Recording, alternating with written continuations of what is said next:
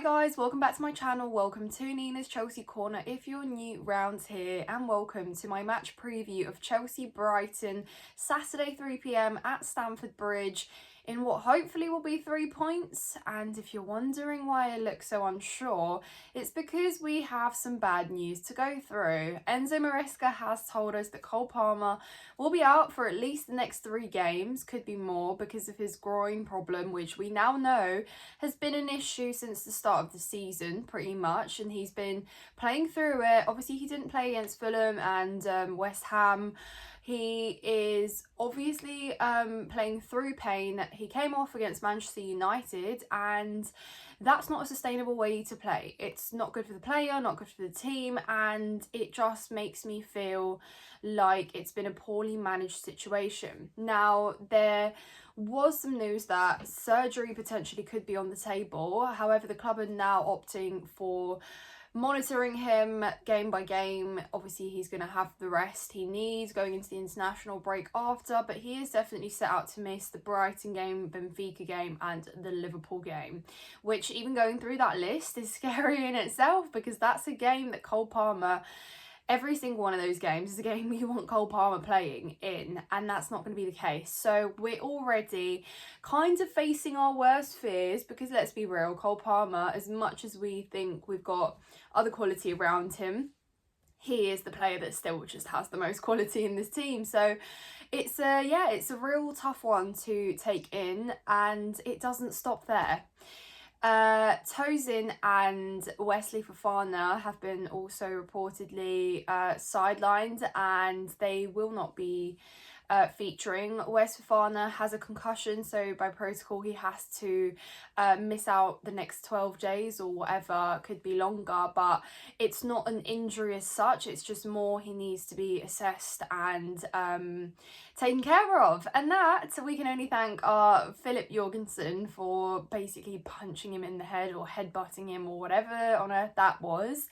But unfortunately it means, with Tosin out and Wes Fofana out, we are very thin on the ground. Badiashile potentially could be coming in. Lavia is also training, so we could see them feature. I don't know whether it's from the off or from the bench, but that means we have Chalobah and potentially Josh Achimpong, and maybe Hato if you want to also consider him a left centre-back potentially, as our options. And what did I tell you guys in summer before Levi Colwill got injured? We need to sign a centre-back, and then I said it at the start of the season, been saying it throughout these last few games, and now it's not even a case we can pick the best in form. You just have to go with what you have.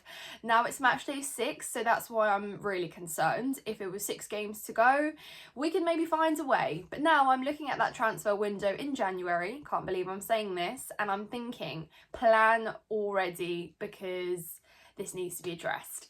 Equally, our goalkeeping situation, which we'll obviously go through. Robert Sanchez returns to face his former club after suspension and after seeing a very poor goalkeeping display from Philip Jorgensen in the Carabao Cup this week. Very disappointing on 3 occasions, made huge errors that we were lucky to not be punished for. But unfortunately, Jorgensen isn't ready either. So Sanchez back in goal, and a defensive line that we are very insecure in.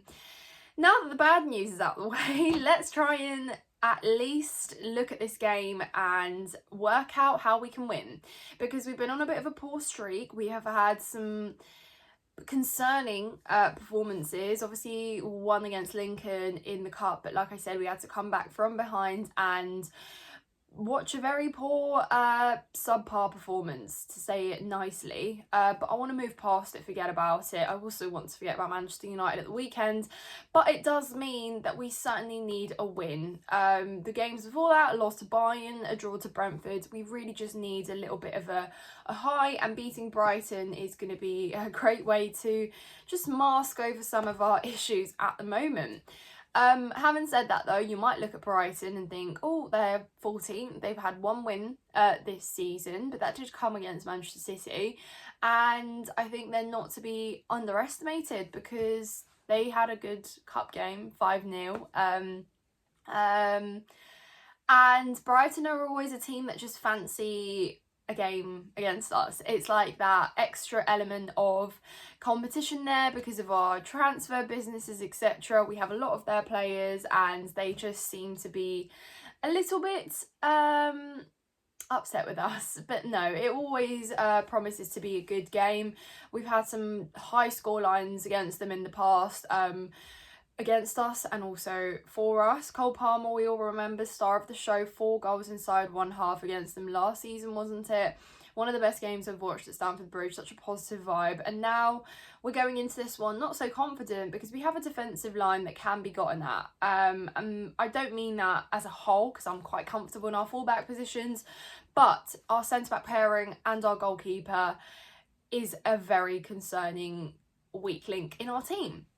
So having said that, let's try and go through what Enzo Maresca might put out and select against Brighton. We are at home. I'm hoping the home crowd can be a little bit more energetic tomorrow. I know we have a big responsibility, and I've been saying this in the past, going to Stamford Bridge. Sometimes I just do want us to do better, and I think we need to do better, especially in these moments where we've had such a good summer and we've celebrated with the team.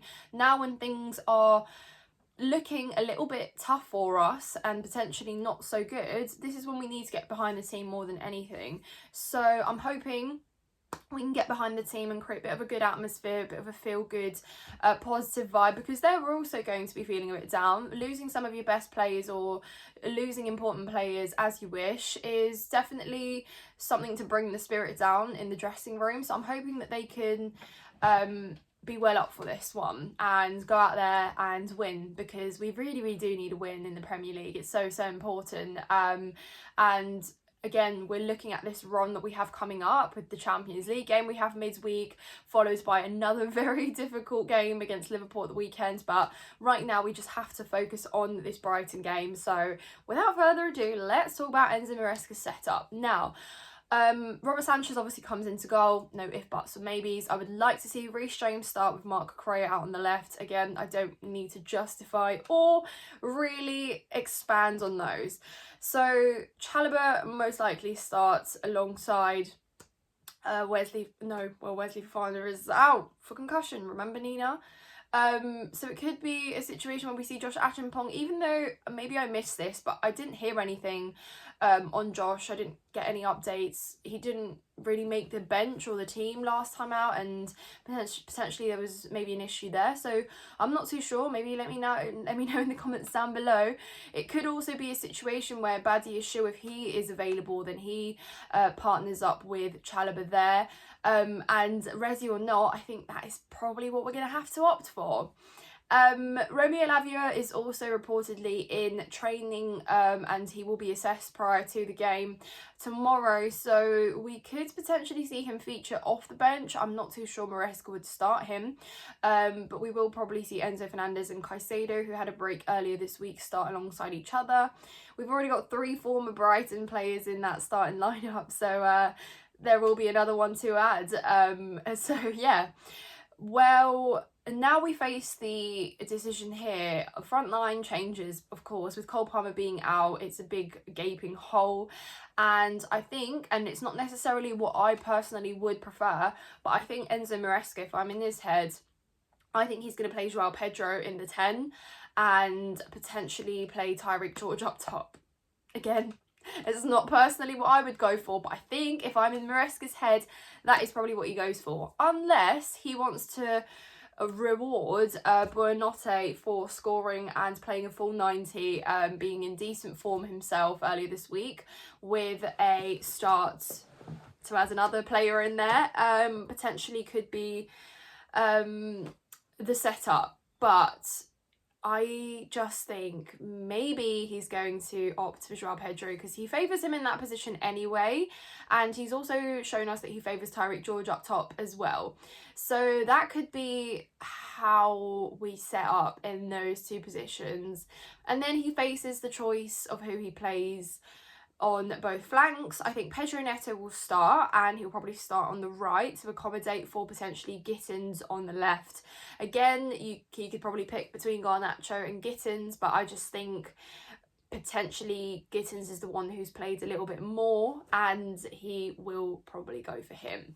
Now, again, I say that's not my ideal lineup, but it's making do with what we have, and I think, judging by some of the decisions Maresca has made, both in games and just the way he set us up, I just think that's how he's going to go. So I'm a bit apprehensive about this game, guys. To be honest with you, I'm not going in with a hell of a lot of confidence, but I don't think any of us are, following some of our performances in the last week or so. And understandably, there's going to be a lack of cohesiveness maybe with the changes we have made or will make. So we'll have to see.